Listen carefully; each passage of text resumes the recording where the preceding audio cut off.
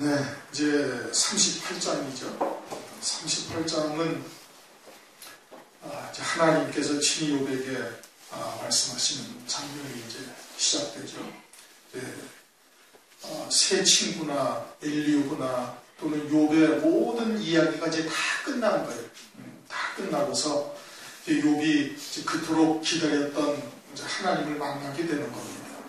그런데 욥이 하나님을 만나서 하나님께서 지금 이제 38장부터 이야기를 하시는데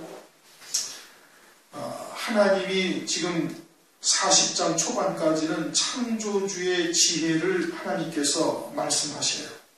그러면서 이제 바다의 근원이 또는 사망의 문, 광명한 처소, 눈의 곳간 또는 폭우와 우레의 번기를 길을 하나님께서 내시고 등등 아주 그냥 막 온 천지의 주제가 되시며 모든 만물들의 주권자가 되시는 하나님이신 것을 욥에게 쭉 설명하니까 욥이 그냥 입도 뻥끗 못하는 거예요. 하나님께서 그와 같은 이 천지의 주제가 되시면서 하나님의 자녀들, 하나님의 아들들에 대한 온전한 사랑을 욥이 말씀을 통해서 점진적으로 다 깨닫고 있는 거예요. 그러니까 하나님 앞에 입도 뻥끗 못하고 40장에 가면은 뭐라고 그러는 거 아니? 40장 4절 나는 미천하오니 무엇이라 주께 대답하리이까 손으로 내 입을 가릴 뿐이로소이다 하면서 그냥 아무 말도 못하는 거예요. 그렇다고 욥에 대한 직접적인 욥의 의문사항에 대해서 하나님께서 답변해 주신 것은 한 군데도 없어요. 그런데 하나님께서 이런 말씀을 쭉 하시면서 하나님의 자녀들, 하나님의 아들들에 대한 한 생명 한 생명을 하나님께서 그 영광들을 예비하시고 구원을 이루어가시는 것을 욥이 다 깨닫는 거예요. 말씀을 통해서. 그리고서는 그냥 손으로 나는 입을 가릴 뿐이다. 그렇게 이야기를 하고 있는 것이죠. 우리들도 하나님이 누구신지 하나님을 제대로 알지 못하면 막 하나님한테 기도도 하고 원망도 하고 불평도 하고 그러지만 정작 하나님의 이 놀라우신 은혜를 우리가 깨닫게 되어지면은 그냥 감사할 뿐인 거예요. 하나님께 감사하고 찬송하고 우리의 주어진 모든 환경이 내게 가장 큰 선을 이루시는 하나님의 선물이라는 것을 깨닫게 되어지는 것이죠. 욥이 지금 거의 죽음 앞까지 왔죠. 가족은 말할 것도 없고 재산은 말할 것도 없고 온 몸도 정말 가누기 힘들 정도까지 다 그냥 그 지경까지 오고 차라리 죽는 게 낫겠다 하는 생각을 가질 수밖에 없는 환경이 돼요. 그럼에도 불구하고 이러한 자리에서도 욥이 하나님 앞에 하나님을 온전히 경외하며 하나님께 영광을 돌리는 자로 바뀌어진다는 말씀이에요. 그 하나님이 누구신지를 알게 되니까 그러는 거예요. 우리도 하나님이 누구신지 제대로 깨닫게 되어지면은 그냥 하나님 앞에 딱 엎드릴 수밖에 없는 그와 같은 전지전능하신 천지의 주제가 되시는 하나님이 되시는 것이죠. 오늘 이제 말씀을 통해서도 그와 같은 장면들이 또 등장을 합니다. 또 하나님께서 친히 하시는 말씀, 물론 이 앞에도 이제 세 친구나 또는 엘리후를 통해서도 하나님께서 그들에게 말씀을 주셔서 말씀하게 하신 거예요. 그러나 이제 직접 하나님께서 말씀하실 때는 그 말씀의 깊이와 폭이나 그 규모가 이제 훨씬 더 깊어지는 것이죠. 1절을 보니까 때에 여호와께서 폭풍 가운데로서 욥에게 말씀하여 가라사대. 때라는 것은 하나님의 정하신 때가 되었기 때문에 나타나신 거예요. 그러면 하나님이 정하신 때가 되어져서 욥에게 하나님께서 말씀하시는데 그러면 그건 뭐냐? 그것은 엘리후를 통해서 하나님의 깊고 오묘하신 뜻이 무엇인지를 깨닫고 하나님 앞에 겸손한 자의 자리로 돌아오게 되어졌을 때를 말하는 거예요. 그런데 사실은 하나님께서는 소발과 빌닷과 그 또 나머지 한 사람 친구를 통해 가지고 엘리바스 누구죠? 그를 통해 가지고 하나님께서 이미 욥에게 하나님이 욥을 통해서 그 세 친구를 통해서 욥의 신앙이 어떠하다라는 것을 이미 보여주신 거예요. 그 세 친구는 물론 육에 속하였고 욥은 믿음으로 시작한 사람이에요.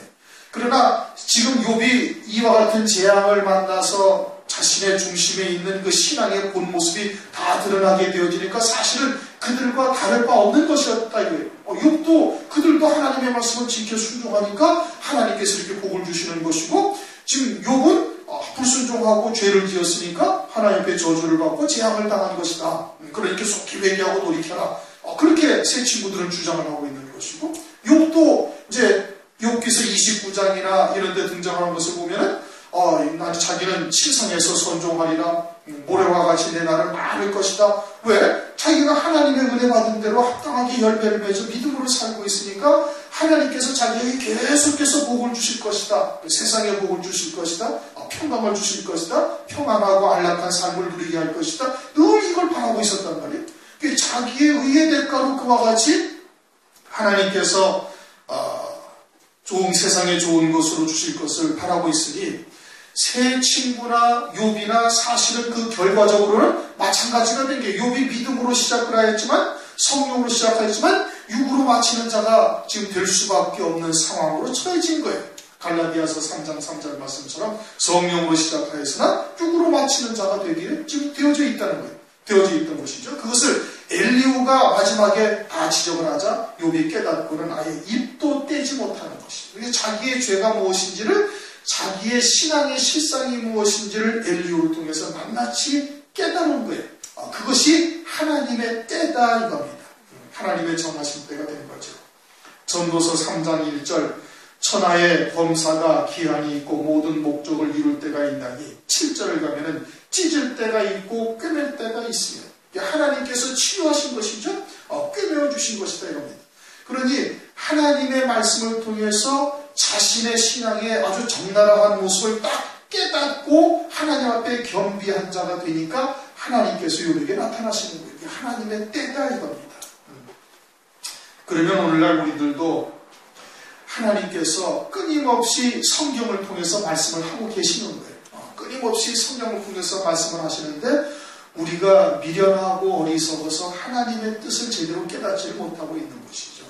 듣고 있지를 못하고 보아도 보지 못하고 넘어갈 때가 많이 있는 거예요. 그러다가 이제 아주 바닥까지 내려가서야, 그때서야 하나님의 음성이 무엇인지, 하나님의 뜻이 무엇인지를 그때서야 흔히들 다 깨닫는 것이죠. 욥이 지금 그렇게 된 거예요. 끝까지 와서 이제 깨닫게 된 것이죠. 그래서 그것이 하나님의 때다 이겁니다.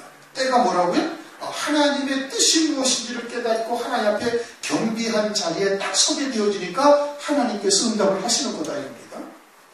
여호와께서 폭풍 가운데로서 욥에게 말씀을 해가라사대, 하나님께서 폭풍 가운데 욥에게 나타나시는 거예요. 그냥 고한 가운데 나타나셔도 된단 말씀이에요. 그렇죠? 아니면은 그냥 막 다른 일들이 막 지진이 나고 막 온갖 막 그런 이 천재지변이 나면서 또 막 욥에게도 나타나실 수가 있어요. 그런데 그렇게 하지 아니하시고 어떻게 나타나셨어요? 폭풍 가운데로서 욥에게 나타나셔서 말씀하신다 이겁니다.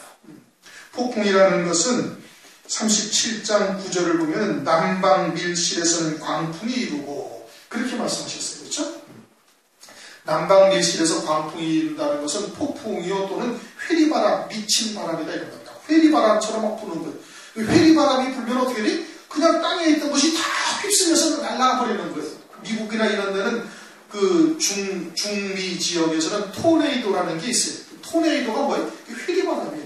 회리바람이 막 불어서 지나가면 뭐 집이고 자동차고 뭐 그냥 다 날아가고 완전히 초토화 되어버리는 거예요. 그럼 왜 폭풍 가운데로서 욥에게 나타나셔서 말씀하셨는가? 사시는가? 그것은 욥에게 지금 하나님께서 폭풍으로 역사를 하신 거예요. 그대로 욥을 두면 욥이 쭉정이와 같이 그냥 아무 열매 없는 자로 될 것이니 하나님께서 세상에 있는 것을 확 쓸어가 버리셨다 이겁니다. 하나님께서. 왜? 그렇게 망하는 자로 두지 아니하고 폭풍으로 그 모든 것을 다 날려버리시고 난 다음에 욥의 적나라한 신앙의 모습을 하나님께서 들춰내셔가지고 그를 치료하시고 고치시고 다시 살리시고자 하시는 것이, 그러니 그것이 하나님의 사랑인 겁니다. 히브리서 12장 6절 주께서 그 사랑하시는 자를 징계하시고 그의 받으시는 아들들마다 채찍질하시느니라. 8절 징계는 다 받는 것이거늘 너희에게 없으면 사생자요 참 아들이 아니라. 징계는 하나님의 아들로 부르심을 받았으면 누구나 다 받는 것이다 이겁니다. 그것이 없으면 뭐예요? 사생자라는 거예요.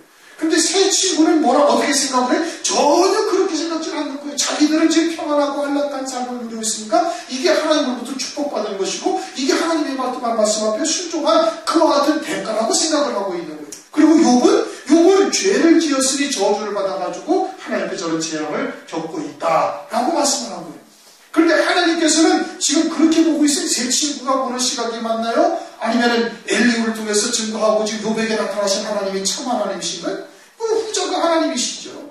쭉정이가 되어져서 완전히 멸망되어지고 아무 열매 없을 욥을 하나님께서 막 쓸어버리시고 욥을 온전케 하시는 은혜를 하나님께서 베풀어 주시는 말이에요. 그것이 하나님의 사랑인 거예요. 그것이 욥을 하나님이 사랑하시는 거예요. 그런데 새 친구는 그렇지가 않다고 여기고 있고 오늘날 교회도 그렇게 생각을 하는 거예요. 세상에 많은 것을 쌓아두고 세상에서 많은 권세를 누리거나 또는 육신의 안락함을 누리는 것이 복이라고 생각하고 그것을 아주 강조하여 말하고 그것을 위해서 헌신하게 하고 그것을 위해서 하나님 앞에 드리라고 이야기를 하고 있는 것이죠. 그것은 사람의 기준에서 바라보는 거예요. 그것을 인본주의적 시각이라고 신앙이라고 얘기하는 겁니다. 그게 사람의 계명이죠. 하나님의 진리의 사랑이 아닌 겁니다. 그래서 때에 여호와께서 폭풍 가운데로서 욥에게 말씀하여 가라사대 하고 말씀하고 있죠. 욥에게만 말씀하고 있는 거예요. 거기에 새 친구도 있는데 새 친구는 지금 욥에게 이 말씀의 대상이 사실은 아닌 거예요. 지금 누가 말씀에 초점이 맞추어져 있는 거예요? 욥에게 하나님의 말씀에 초점이 지금 맞추어져 있는 거예요. 그러나 이제 결국적으로는 새 친구들도 욥으로 인하여 복을 받는 자의 자리에 들어가요. 만약에 새 친구들이 이 욥에게 오지 아니하였으면 하나님께서 그러한 생각을 주고 욥에게 보내셨을 때 그 말씀에 순종하여 욥에게 가까이 옴으로 말미암아서 자기들도 쭉정이처럼 멸망당할 존재들인데 회복이 되는 은혜를 입는 거예요. 그렇죠? 만약에 새 친구들이 여기 오지 아니하였으면 지금 그들이 가지고 있던 신앙의 그 모습을 그대로 살다가 죽었을 것이고 그것은 곧 뭐예요? 그건 육에 속한 신앙이요, 땅에 속한 신앙이요, 종의 신앙이요. 그것은 쭉정이요, 아주 그냥 그와 같은 신앙이고 그들은 결국은 멸망에 처해질 수밖에 없는 존재들인데 욥에게 와서 욥을 통해서 복을 받는 자가 된 겁니다. 다시 회복되어지는 역사가 나타나기 있잖아요. 그래서 갈라디아서 6장 6절에 그렇게 말씀을 하시네요. 가르침을 받는 자는 말씀을 가르치는 자와 모든 좋은 것을 함께하라 이겁니다. 모든 좋은 것을 함께하라. 말씀을 가르치는 자와 모든 좋은 것을 함께해야 되는 거예요. 그것이 하나님의 뜻이 무엇인지 말씀을 깨달았다면 그렇게 말씀을 가르치는 자에게 그와 같이 하는 것이 마땅한 거예요. 새 친구가 만약에 여기 오지 않았으면 어떻게 됐다고요? 영원히 멸망당하는 그냥 축전이와 같은 삶을 살다가 잘못된 신앙관을 가지고 살다가 영원한 멸망에 그냥 그대로 떨어지고 마는 거거든요. 그런데 욥에게 오므로 말미암아서 욥을 통해서 그와 같이 회복되어지는 참된 생명의 길이 무엇인지를 깨달은 것이거든요. 그러니까 그와 같이 교회에서도 역시 마찬가지로 가르침을 받는 자는 말씀을 가르치는 자와 모든 좋은 것을 함께하라. 성경은 그렇게 말씀하고 있는 거예요. 어쨌든 지금 하나님의 말씀은 누구에게 하고 계시다? 욥에게 하고 있는 거예요. 새 친구에게 하고 있는 것이 아니에요. 하나님의 관심은 욥에게 있는 거예요. 하나님의 눈동자는 욥에게 초점이 맞추어져 있는 거예요. 사도행전 9장을 보면 사울이 대제사장으로부터 공문을 받아가지고 다메섹으로 가요. 사울 혼자만 가는 것이 아니라 일행이 여러 사람이 있었어요. 사울이 아주 이제 예수 믿는 자들 갖다가 포박해서 잡아오려고 아주 그냥 대장이 돼가지고 이제 그냥 일행들을 이끌고 쭉 갈 때 다메섹 도상에서 주님이 사울에게 나타나셔요. 그래가지고 빛보다 더 밝은 빛이 비추면서 하늘에서 소리가 나요. 그런데 사도행전 9장 7절을 보면 같이 가던 사람들은 소리만 듣고 아무도 보지 못하고 섰더라 이렇게 말씀하셔요. 주님은 누구에게만 말씀하시는 거예요? 사울에게만 말씀하시는 거예요. 사울에게 말씀하시고 그리고 그 나머지 사람들은 지금 뭔 소리가 들리긴 들리고 뭔가 있기는 있는데 지금 그들에게는 보이지 아니하고 있는 거예요. 하나님의 초점은 주님의 초점은 사울에게 있는 거예요. 말씀의 대상이 사울이고 여기도 말씀을 가르치는 대상이 말씀을 주시는 대상이 욥이다 이겁니다. 사무엘상 3장을 보면은 사무엘이 성전에서 자고 있는데 하나님께서 사무엘아 사무엘아 부르셔요. 그렇게 사무엘이 벌떡 일어나가지고 아직은 하나님의 음성을 듣지 못했던 사무엘이니까 엘리 제사장에 가가지고 제가 여기 있나이다 하고 대답해요.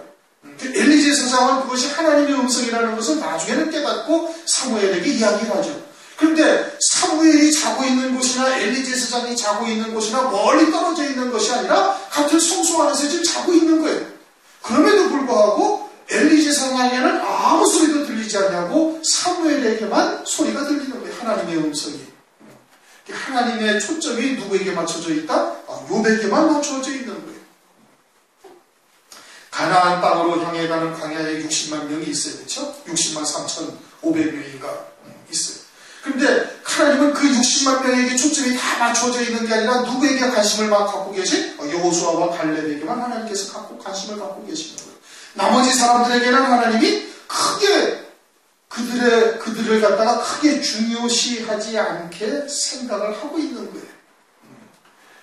오늘날도 역시 마찬가지로 하나님의 진리가 무엇인지 하나님의 뜻이 무엇인지 깨닫고 있는 자에게 하나님은 주시해서 보시고 그들에게 하나님께서는 말씀을 하고 있는 것이죠. 그들에게 말씀을 하고 있는 거예요. 그와 같은 자긍심과 긍지를 가지고 있어야 되는 겁니다. 그럼 마지막 때 하나님께서 그와 같은 진리의 말씀, 다시 말하면 주의 재림과 또 환난을 통해서 이루실 구원의 말씀을 들었다는 것은 하나님으로부터 엄청난 은혜를 입었다는 것이에요. 다른 사람들도 다 똑같은 성경을 다 가지고 보고 있어요. 그렇죠? 오늘날 그럼 욥과 같이 하나님의 말씀이 누구에게 임한 것이냐? 똑같은 성경을 그냥 토시 하나 틀리지 아니한 성경을 다 가지고 있는데 누구에게는 무화과 나무의 비유가 성취가 되었고 노아의 때와 같이 사람들이 먹고 마시고 시집가고 장가가고 있다가 홍수가 나서 다 멸할 때까지 깨닫지 못한다는 것이 깨달아지고 들려지는 거예요. 환난을 통해서 이루실 구원이 무엇인지 깨달아지고 들려지는 거예요. 근데 똑같은 성경을 가지고 있는데 어떤 사람들은 봐도 보지 못하고 들어도 듣지 못하는 역사가 있다 이겁니다. 하나님은 그와 같이 하나님의 음성을 듣는 자들에게 하나님의 관심을 두고 계신다 이겁니다. 마태복음 13장 11절을 보면 천국의 비밀을 아는 것이 너희에게는 허락되었으나 저희에게는 아니 되었다. 이 고린도후서 4장을 가면은 그들에게 뭐가 임했다? 세상의 신이 저들에게 임해서 그들을 미혹해서 예수 그리스도의 얼굴에 나타난 그 영광의 빛을 보지 못하게 하였다. 그렇게 말씀하고 있죠. 그럼 오늘날 우리가 성경을 통해서 그와 같은 주님의 음성을 듣고 있는가? 그럼 욥에게 지금 하나님께서 이렇게 말씀하시는 것을 들은 것과 다를 바가 하나도 없는 겁니다. 오늘날 직통 계시받는다 어쩐다 하는 사람들이 있는데 그거는 다 마귀의 장난에 속고 있는 것이고 성경을 통해서 오늘날 우리들에게 말씀하고 계시는 거예요. 그런데 다 본다니까요. 다 봐요. 욥과 세 친구도 그 자리에 있는 건데 지금 누구에게 말씀하고 계신다고? 욥에게 말씀하고 계시는 거예요. 오늘날 성경을 다 보는데 이 성경을 통해서 그와 같이 하나님의 뜻을 깨닫는다는 것은 하나님께서 우리에게 지금 성령으로 말씀하고 계시다 이겁니다. 그리고 그것을 듣는 자가 그게 복된 자입니다. 그러면서 2절 무지한 말로 이치를 어둡게 하는 자가 누구냐? 무지한 말이라는 것은 지식이 없는 말이라는 얘기예요. 지금 욥에게 하신 말씀이거든요. 욥이 지금 그러했다는 겁니다.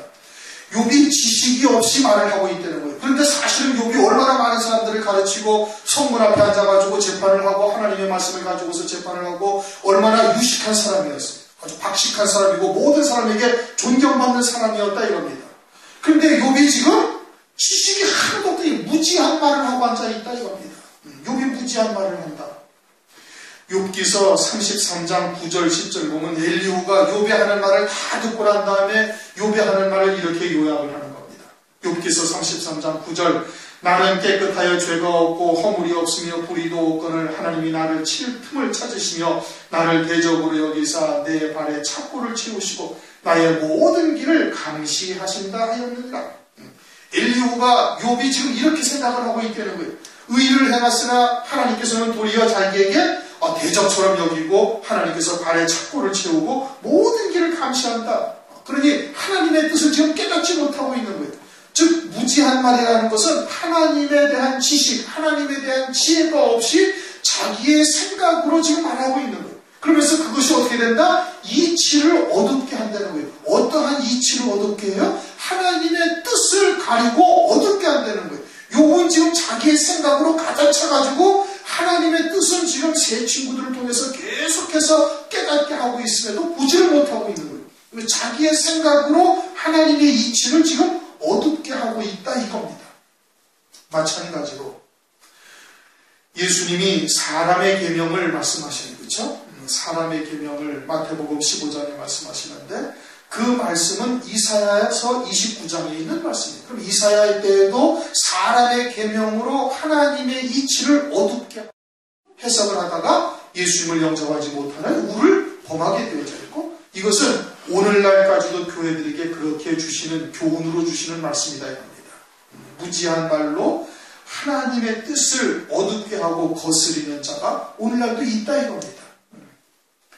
이미 말씀드렸던 것처럼 골로새서 2장 8절 철학이나 세상의 윤리 도덕 같은 말씀으로 하나님의 말씀을 혼잡하게 하는 일이 그러한 것이고, 빌립보서 3장 10절 그리스도의 십자가의 원수로 행하는 자들이 있다 이겁니다. 땅에 속한 것을 소망 삼게 해서 그리스도의 십자가의 원수로 행하는 것이고, 요한일서 4장 5절에도 보면 세상도 다 들을 수 있는 생활교훈 같은 말로 하나님의 말씀을 변질시켜서 사람의 계명으로 하나님을 헛되이 경배하게 하는 이와 같은 일들이 벌어진 거예요.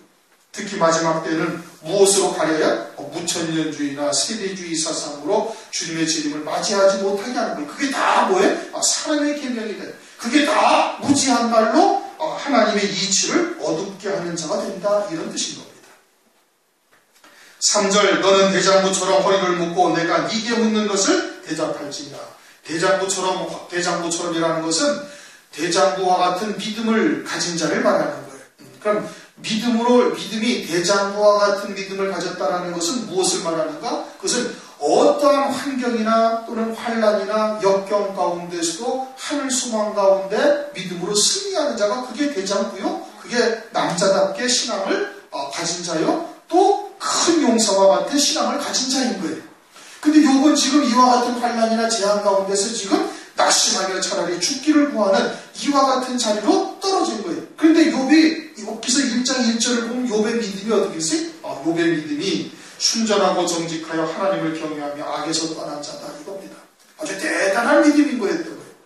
그러면 욥의 믿음이 어느 날 갑자기 욥이 탁 나타났는데 나타나자마자 악에서 떠나고 순전하고 그냥 대장부 같은 믿음을 가졌던 자냐? 아니다. 욥도 그 과정들을 다 거쳐오고 그와 같은 믿음의 자리에 온 거예요.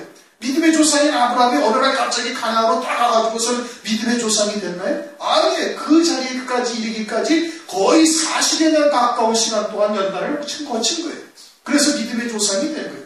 그러면 욥이 욥기서 1장 1절에서 말씀하신 것처럼 그 사람은 순전하고 정직하여 하나님을 경외하며 악에서 떠난 자들아 하는 말씀을 읽기, 그 말씀에 해당되어지는 신앙을 갖기까지 상당한 기간 동안 연단과 또 훈련과 쇠풀무와 같은 과정들을 거쳐가지고 그 믿음에 이른 것이고, 그와 같은 믿음에 이른 자가 대장부였던 거예요. 근데 재앙을 만나고 하나님께 여러 가지를 묻고 기도해도 그와 같은 하나님의 뜻이 깨닫지를 못하고 그러다 보니까 이와 같이 낙심하며 대장부의 자리에서 벗어났던 것이죠. 그러니까 하나님께서 뭐라고 그래? 다시 대장부처럼 허리를 묶으라 이겁니다. 진리의 띠로 허리를 묶으라. 에베소서 6장 14절 말씀처럼 서서 진리로 허리띠를 띠고 그와 같이 진리의 말씀 하나님의 온전하신 뜻으로 다시 대장부처럼 아주 담대한 믿음에 가진 자로 자기의 선한 겁니다. 무엇을 통해서? 엘리후가 지금 하나님의 말씀을 그에게 증거해 줬잖아요. 깨닫게 해줬잖아요. 그러니까 그와 같이 믿음의 자리에 허리를 묶고 아주 단단히 서라고 지금 말씀하고 있는 겁니다. 그 욥이 그와 같이 한 번 하나님 앞에 딱 인정을 받고 악에서 떠난 자여 정직하고 순전하고 악에서 떠난 자고 하나님을 경외하는 자의 자리에 이르렀던 자였기 때문에 하나님께서는 그를 절대 버리지 아니하시는 거예요. 이스라엘을 한 번 택한 이스라엘을 하나님이 버리지 아니하신다고 말씀하신 것과 똑같은 이치다 이겁니다. 로마서 11장 29절에 뭐라고 말씀하세요? 하나님의 은사와 부르심에는 후회하심이 없느니라. 그러니 욥의 신앙이 욥기서 1장 1절에 기록된 그와 같은 신앙이었기 때문에 하나님께서는 그를 다시 세우시고 은혜를 베풀어 주시는 거예요. 그러니까 새 친구를 보내서 깨닫게 하시고 보여주시고 또 드러내시고 또 엘리후를 통해서 그 신앙에 무엇이 잘못되어 있는지를 낱낱이 다 깨닫게 하시는 것이죠. 한 번 하나님이 부르신 은혜를 입은 자들은 하나님이 버리시지 아니한다. 그러면 우리가 말세에 하나님의 구원의 뜻이 무엇인지 깨닫고 그것을 진실로 믿음으로 받았다면 하나님은 결단코 버리지 아니하시는 거예요. 하나님이 예정하신 뜻은 후회하심이 없다. 그래서 너는 대장부처럼 허리를 묶고 욥이 그와 같은 신앙이었기 때문에 다시 너는 진리의 말씀으로 네 허리를 묶고 대장부와 같은 믿음을 가지고 그리고 내가 네게 묻는 것을 대답하라. 내가 네게 묻는 것을 대답하라. 이제는 엘리후를 통해서 하나님의 뜻이 무엇인지를 깨달았으니 이제는 내가 네게 묻는 것을 대답하라 하시면서 4절 내가 땅에 기초를 놓을 때 네가 어디 있었느냐 네가 깨달았거든 말할지니라. 그럼 우선 큰 틀에서 땅에 기초를 하나님께서 놓으실 때 네가 어디 있었는지 깨달았느냐? 그러면 있었다는 얘기예요? 없었다는 얘기예요? 있었다는 얘기입니다. 그렇죠? 땅에 기초를 놓을 때 이미 욥이 있었다는 얘기고 그 네가 그때 있었는데 그때 어디에 있었는지 깨달았느냐? 깨달았으면 말하라 이거예요. 그럼 무엇을 통해서 깨달았어요? 엘리후가 하는 말들을 통해서 깨달은 거예요. 그럼 엘리후로 증거하신 하나님의 말씀을 통해서 어디를 통해서 내가 땅에 기초를 놓을 때 이미 그때 존재했었다라는 것을 어디서 깨달을 수가 있는가? 그것은 18절 말씀입니다. 18절 네가 능히 그와 함께 37장 18절이요. 네가 능히 그와 함께하여 부은 거울 같은 견고한 궁창을 펼 수 있느냐? 물론 은하수나 이와 같은 온갖 삼라만상의 별들을 갖다가 쫙 펼쳐진 궁창을 바라보고 지금 이제 엘리후가 하는 말이죠. 그러나 실제 그것이 실상이 아니라 무엇이 실상이다? 하나님의 자녀들이 무수히 많은데 그들을 하늘의 별들과 같이 저렇게 하나님께서 예정하신 영광을 두시고 그와 같은 그 뜻을 그대로 하나님께서 모든 하나님의 백성들에게 다 이루어 가신다. 한두 명이 아니라 이 땅에 존재하는 모든 하나님의 백성들, 그것도 시간대로 역사대로서 4,000년 전에도 있었고 1,000년 전에도 있었고 오늘날도 살고 있는 이 모든 하나님의 백성들의 구원을 하나님이 예비하신 영광에 아주 합당한 자로 그를 그렇게 길러가신다 이겁니다. 그래서 견고한 궁창이다라는 것은 흔들리지 아니하는 거예요. 하나님이 혹시 실수를 해서 이 영광이 잘못되어가지고 그 영광을 파괴하고 다른 영광을 갖다가 세우시고 이러는 것이 없다 이거예요. 하나님께서 한 번 정하신 그 뜻을 그대로 이루어가시는 전지전능하신 하나님이신 거예요.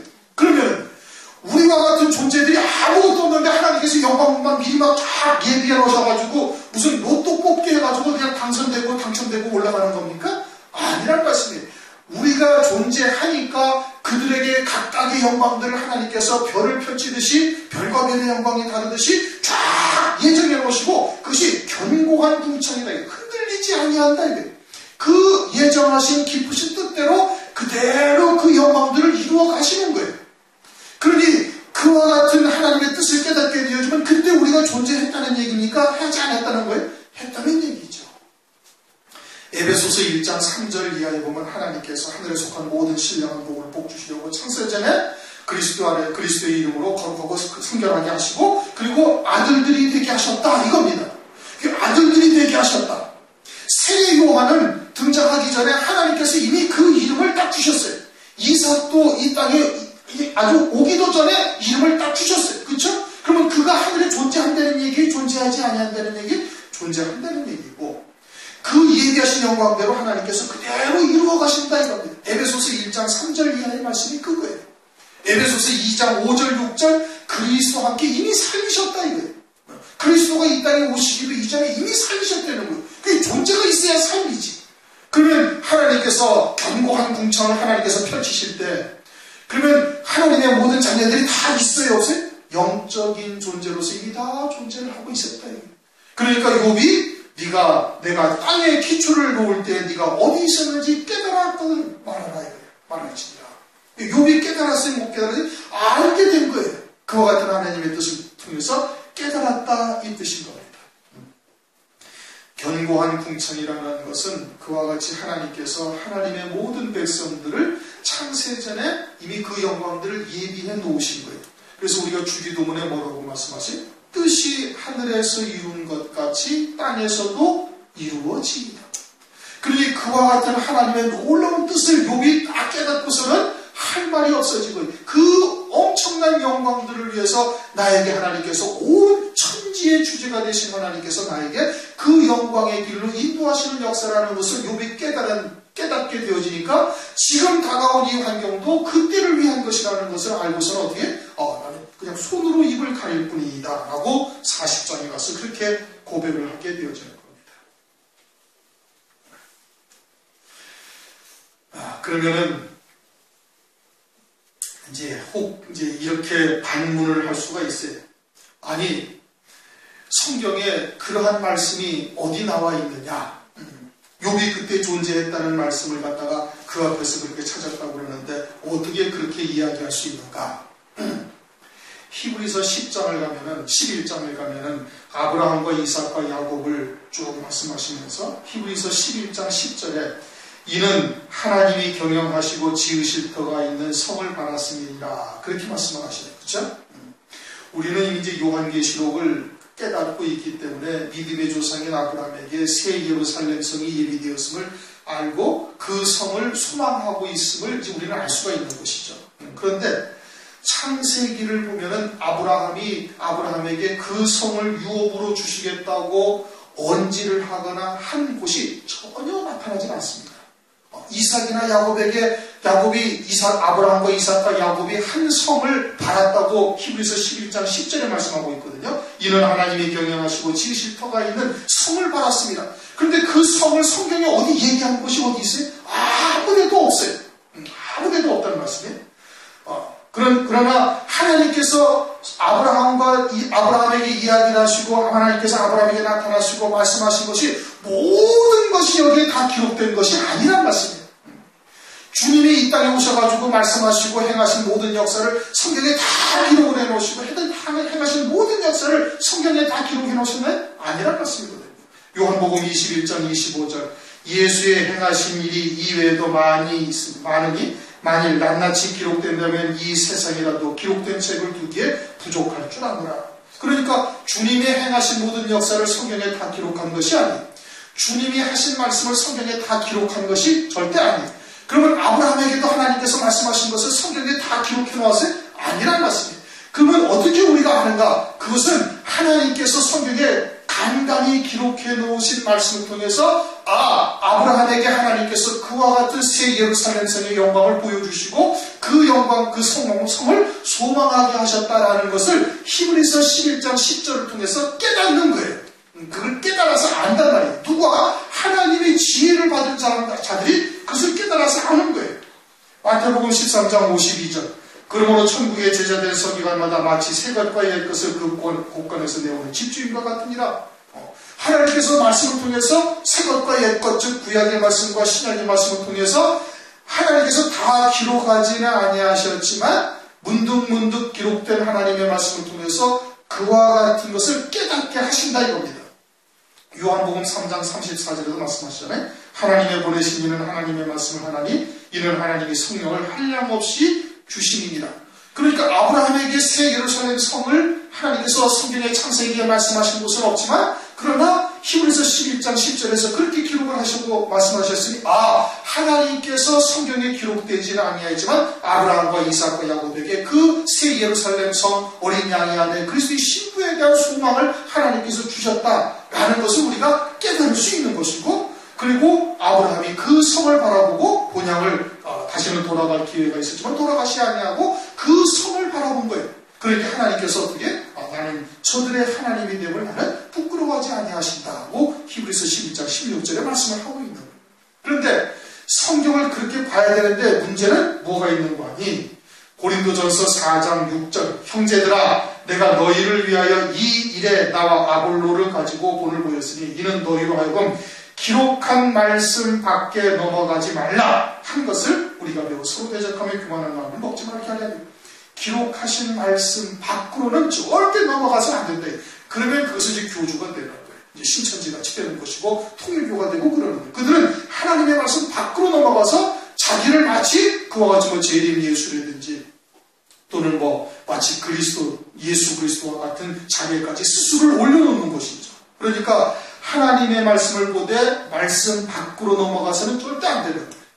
말씀 안에서, 기록하신 말씀 안에서 하나님께서 충분히 깨닫게 하신 지혜를 가지고 그리고서는 하나님의 말씀을 볼 수가 있어야 되는 것이죠. 그래서 내가 땅의 기초를 놓을 때 네가 어디 있었느냐, 네가 깨달았거든 말할지니라. 하나님께서 땅의 기초를 놓는다. 그럼 땅의 기초를 놓기 전에 하나님께서는 하늘도 하나님께서 펼치셨다고 말씀을 하고 있어요. 이사야서 51장 13절 하늘을 펴고 땅의 기초를 정하고 너를 지은 자 여호와를 어찌 잊어버렸느냐. 하늘을 편다라는 것은 이미 앞에서도 말한 것과 같이 하늘나라에 우리가 이 땅에 오기도 전에 하늘의 별들을 쫙 펼치셨던 것처럼 각각의 영광을 예비하시고 펼치셨음을 말하는 것이고, 땅에 기초를 놓았다는 것은 그 하늘에 예비하신 영광에 합당한 열매를 맺을 수 있도록 이 땅의 모든 것을 예비하셨다 이겁니다. 그게 땅의 기초를 다 놓으신 거예요. 그 땅의 기초를 놓은 것을 통해서 우리가 각자 집을 짓는 거예요. 하나님이 거하실 처소를 짓는 것이죠. 그래 창세기 1장 31절을 보면 하나님이 그 지으신 모든 것을 보시니 보시기에 심히 좋았더라. 아주 좋았더라. 엿새째 다 지으신 이후에 하나님이 보시기에 심히 좋았더라. 땅의 기초를 다 펼쳐놓으신 것이죠. 그래 내가 땅의 기초를 놓을 때 네가 어디 있었느냐? 네가 깨달았거든 말할지니라. 깨달았다라는 것은 욥이 엘리후의 말을 통해서 그와 같은 것을 깨달은 것이죠. 오늘날 우리도 하나님께서 그와 같이 깨닫게 하시는 지혜가 아주 충만하시기를 바랍니다. 그래야 하나님의 말씀을 온전히 짝을 맞추어서 볼 수 있는 거예요. 오늘은 38장 1절부터 4절까지의 말씀을 우리가 상고를 했습니다.